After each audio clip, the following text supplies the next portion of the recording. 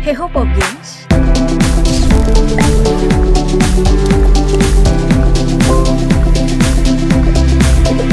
Pada 28 Oktober 2021 kemarin, secara resmi perusahaan milik Mark Zuckerberg, yaitu Facebook Incorporated, berganti menjadi Meta Platform Incorporated. Dalam peresmiannya, Mark menyatakan kalau dia ingin mengakhiri kebingungan antara nama perusahaan dan platform media sosial yang dia bangun sejak 4 Februari 2004 lalu itu. Jadi sekarang, Meta Platform Incorporated adalah induk perusahaan yang membawahi 3 media ternama, yaitu Facebook, Instagram, dan juga WhatsApp. Selain mengakhiri kebingungan tersebut, Mark juga menyatakan tentang ambisi besarnya untuk nama tersebut. Dalam rencananya, Mark ingin perusahaannya ini berhasil membangun metaverse yang diyakini sebagai masa depan dunia. Dari pernyataannya inilah, metaverse kemudian banyak dibicarakan, bahkan menimbulkan berbagai salah kaprah di masyarakat awam. Mulai dari, apa itu metaverse? Siapa yang pertama kali menggagas metaverse? Apakah metaverse sudah eksis sekarang? Apa cuma Mark Zuckerberg yang memiliki ambisi untuk metaverse? Bagaimana kemungkinan-kemungkinan jika metaverse ini booming kelak? Lalu, bagaimana dengan kita di Indonesia? Nah, pertanyaan inilah yang kemudian akan kita jawab dalam DP Explore kali ini mengenai metaverse. Sebelum jauh masuk membahasnya, kita periksa dulu apa itu metaverse. Jika ada yang beranggapan metaverse adalah gagasan Mark Zuckerberg, maka itu tentu tidak benar. Istilah metaverse pertama kali muncul dari penulis fiksi ilmiah Neil Stephenson dalam novel Snow Crash yang terbit pada tahun 1992.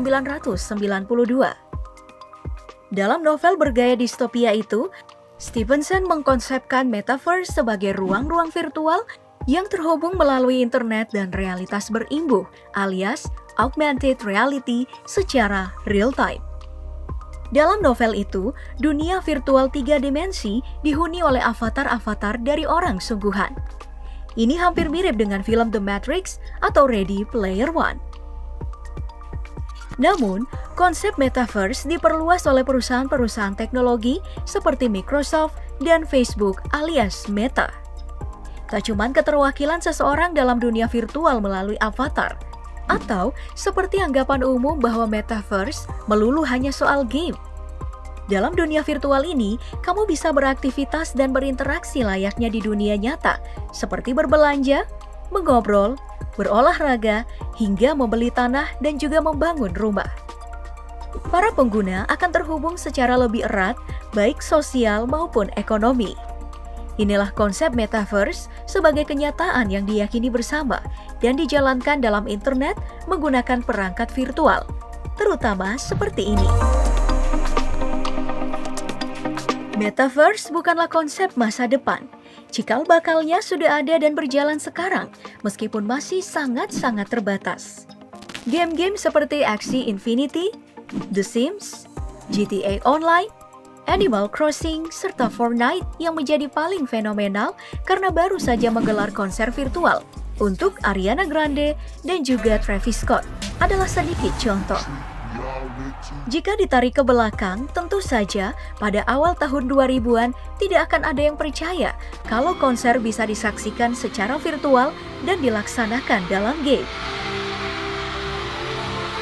Dalam peluncuran nama baru dan juga proyek metaverse-nya, Mark Zuckerberg mengajak kita menghayalkan bagaimana orang-orang akan berbisnis di metaverse. Layaknya di dunia nyata, dalam metaverse juga ada mata uang berupa cryptocurrency pribadi serta komoditi yang diperjualbelikan, berupa non-fungible token atau NFT yang merupakan aset digital yang kepemilikannya tersimpan aman dalam blockchain.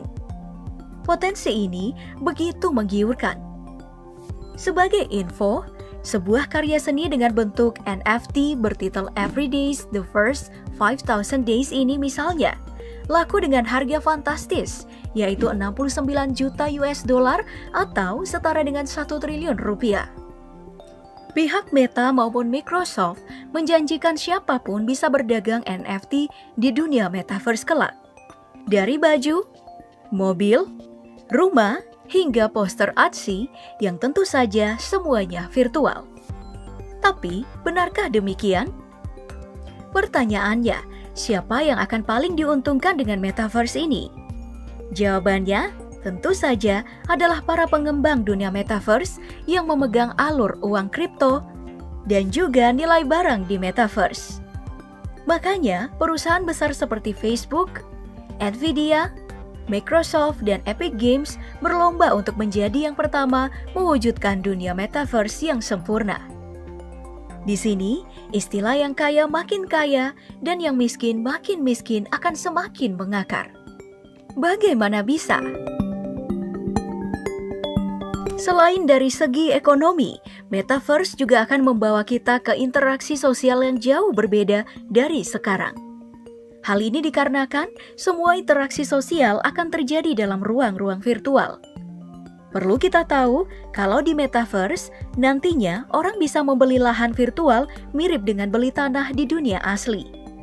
Nantinya, lahan virtual ini akan dijadikan berbagai bangunan sesuai dengan si pemilik lahan.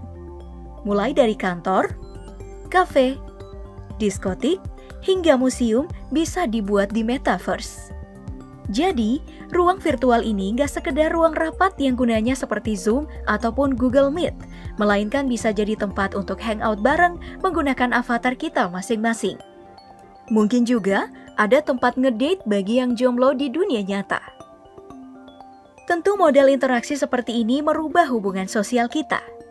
Benar bahwa di satu sisi kita tidak perlu lagi keluar rumah dan bisa hangout bareng teman di dunia virtual, atau untuk rapat antar negara, orang-orang tidak perlu terbang dengan pesawat untuk mendapatkan sensasi rapat yang begitu nyata. Namun, selayaknya dunia nyata, dunia virtual juga sangat rawan dari aspek keamanan. Data pribadi, akses dan penggunaannya juga punya celah penyalahgunaan. Terdengar suuzon memang, tapi ingat tidak, kalau korporasi sebesar seperti Facebook selalu bermasalah dengan data privasi? Nah, apakah metaverse ini mungkin dan layak diterapkan? Kita bisa mengujinya dengan 2 poin: kebutuhan masyarakat dan ketersediaan perangkat lunak maupun keras. Kebutuhan untuk masuk dan terlibat dalam metaverse bergantung di mana kamu tinggal dan apa yang kamu kerjakan. Kalau punya duit banyak dan memiliki beragam kesibukan perharinya, metaverse adalah solusi terbaik karena bisa menghemat waktu. Kamu tidak butuh bermacet-macetan atau naik pesawat untuk pergi bertemu dengan klien atau teman. Semua bisa kamu lakukan dari kamar tidurmu.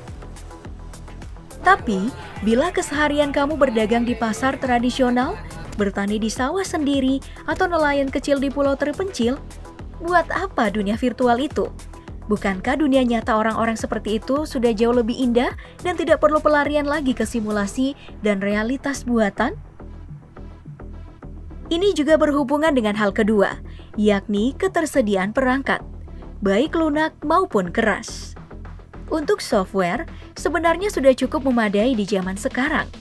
Keberadaan metaverse yang serba 3D bisa ditunjang dengan software mutakhir seperti Unity dan juga Unreal Engine.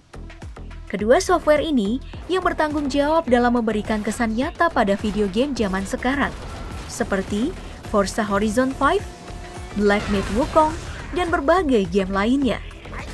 Tetapi untuk hardware, sedikit berbeda. Metaverse ditopang oleh teknologi komunikasi dan juga perangkat virtual reality. Perangkat VR ini digunakan untuk membuat pengalaman metaverse menjadi lebih nyata. Sudah banyak perusahaan yang mengembangkan teknologi baru yang tidak hanya realistik secara visual, tapi juga realistik saat diraba, seperti sarung tangan VR ini. Namun, untuk soal koneksi dan jaringan, metaverse akan bergantung minimal pada teknologi 5G. Dari spekulasi yang dirilis perusahaan teknologi Qualcomm, metaverse baru bisa lancar digunakan dengan kecepatan 200 Mbps. Alias dalam teknologi 5G yang batas kecepatannya hingga 20 Gbps. Jadi, bagi kamu yang tinggal di wilayah yang jaringan 4G-nya aja susah masuk, metaverse ini cuma mimpi belaka. Jika mengacu pada kebutuhan masyarakat, sepertinya Indonesia masih jauh dari metaverse. Hal ini bisa dibuktikan dengan data tingkat jumlah pekerja informal yang mencapai 78,14 juta orang dan jumlah pengangguran hingga 9,1 juta orang. Jadi, alih-alih berpikir tentang metaverse, Indonesia masih harus berpikir tentang lapangan kerja di sektor real. Boro-boro buka lapak di metaverse, buat token listrik dan beli paket data saja kita ngos-ngosan.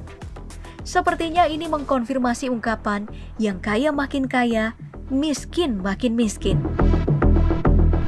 Belum lagi masalah internet yang tidak merata di Indonesia. Ada tempat yang sudah ada 5G, tapi ada juga tempat yang sama sekali belum ada sinyalnya. Lebih parahnya, ada yang belum bisa menikmati listrik sama sekali. Jadi wajar saja kalau banyak warga Indonesia skeptis dengan urgensi dan kebutuhan akan metaverse saat konsep dan wacana ini sedang booming.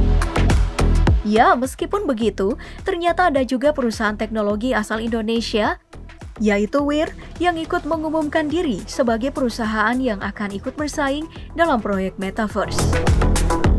Sebelum menutup video tentang metaverse ini, ada pesan dari Mimin. Meskipun Indonesia bisa saja ketinggalan di metaverse, kita-kita ini harus tetap update dong.